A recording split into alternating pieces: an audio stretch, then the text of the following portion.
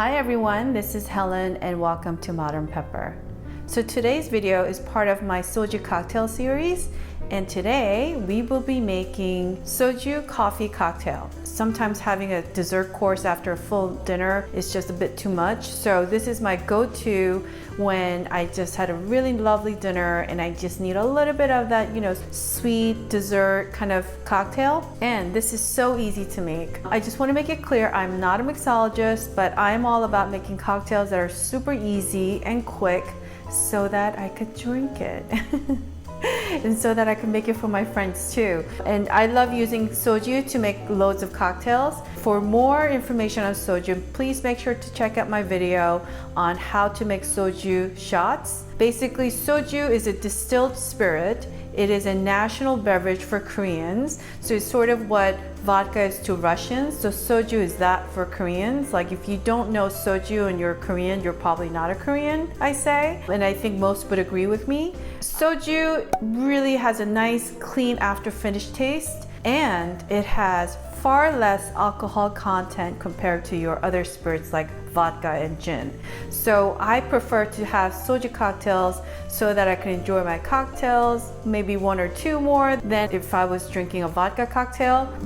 What's the point in drinking and getting hammered and not enjoying yourself? So I always like to drink to a point where I'm just happy and forgetting about my meltdowns that I had earlier in the day. But before we begin, I want to make it absolutely clear that here in the States, you must be 21 and older to purchase and consume alcohol. So for my viewers out there that are not 21 yet, you can make this drink without soju, and instead of soju, use water or use club soda. That's another way to make this and make it non-alcoholic cocktail because it's still very good. What I have here is my martini glass. I have some ice and water, and it is always, always, always important to chill your martini glasses. Now, if you have the luxury of having extra space in your freezer, of course, you could just put your martini glass in there for about a good 10 minutes and it'll be ready for you. But I'm gonna put mine here to the side while we prepare our cocktail. Now, today's cocktail requires really good coffee. I have my iced coffee here, make it black. And if you have the luxury of having an espresso machine at home, of course you could use a shot or two of espresso. That'd be great. But what I use to make coffee at home for myself is the AeroPress. So the AeroPress, in my opinion, is a really, really great coffee maker if you're interested in making just like a single cup, but you still want that full body taste that you get if you were to brew a big pot. I think the AeroPress for me is better than using a machine because I know this is all varies on everyone's preference, but for me, I rather brew my coffee using an AeroPress than a machine because the AeroPress, it really extracts every grind of the coffee bean, and it's just such a sufficient way to extract all the flavors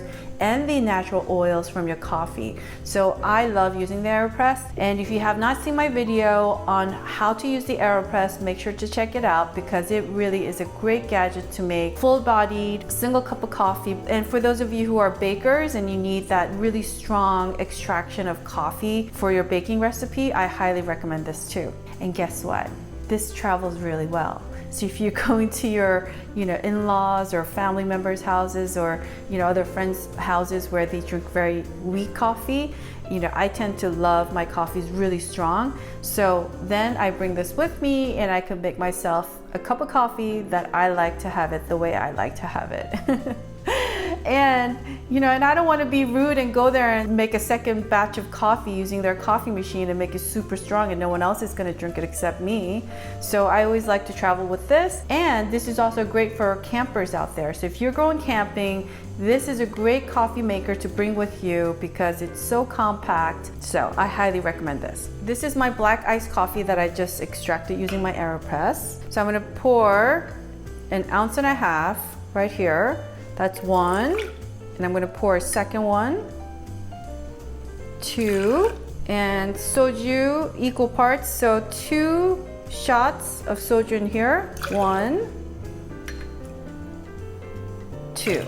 And then simple syrup. If you don't want to use simple syrup, you could use, agave, whatever sweetener of your choice. I'm gonna add a full shot of simple syrup. You know, sweetness is so personal, so you might want half the sweetness of what I'm putting in here, but I tend to like my cocktails on the very, very not sweet side. So for me, this one shot is perfect amount of sweetness, but you could certainly add more if you like your cocktail sweeter. And then we're gonna put some ice cubes in here, about 4 to 6 ice cubes.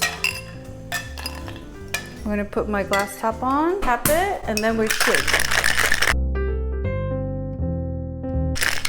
So that was about like good 10-15 seconds of shaking. Because of the coldness in the interior, right now it's like vacuum sealed. You can't even pull this off. You could try and then possibly have an explosion of all your liquid all over the place, which I've done before.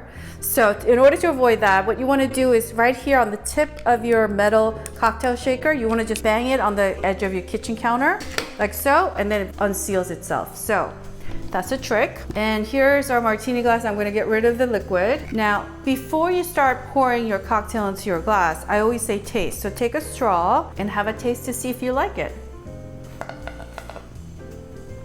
Oh, that's good. It's like a perfect amount of sweetness, and the coffee is so nice. So it's important to use really good coffee. For me, the sweetness is perfect, but if it's not sweet enough, add more. And I'm gonna take my other strainer and just pour it in here. Oh, look at that pretty brown color. There we go. And the reason why I'm using a second strainer is because there's a lot of coffee foam in here. There we go. And then we're gonna put this to the side and make our lovely foam to top our cocktail. So rinse out your cocktail shaker, and to here we're gonna add about 4 or 5 ice cubes. I have some heavy cream in here, and a shot of heavy cream goes in here. And I have whole milk here, a shot of whole milk in here. And then we're gonna put our glass on, tap it, and then we're gonna shake it. All right, so that was about 15 seconds of shaking, and we're just gonna tap it to relieve. There we go. And in the interior, you'll see foam, and that's what we wanna add to the top of our cocktail like that. You see that? Oh, that's so pretty. Gently place it on top of your cocktail like that. And if you want more foam, you could put the cocktail glass back on and shake it more, and you could create more foam that way. And for me, this amount of foam is more than enough. Oh, that looks really pretty. For garnishing, I have a small piece of fresh mint leaf, and we're just gonna lay it on top like so. Ooh, it looks so pretty. And I have an espresso bean. Here we go. Oh, look at that. Now it's ready. I mean, that was pretty easy to make, right? It's like a dessert in a cocktail. Ooh, this looks so good. Okay, so I'm gonna have a taste. Okay, here we go.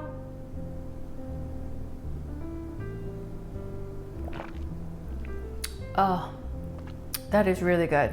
It's very refreshing. The coffee, first of all, has to be really good coffee. So make sure to make a really good black iced coffee. You can't even taste the soju. The amount of simple syrup that we added, and then the black iced coffee and the soju, it's just all blended so nicely that you can't even taste it. It doesn't really taste like alcohol. The smell of this like really nice coffee aroma is just incredible. I mean, the foam that we added on top is just so pretty. I mean, who would not want to drink this as their dessert cocktail? I hope you try this at home, and I think this is a great cocktail to serve, especially during the holidays when you're getting together with so many friends and family.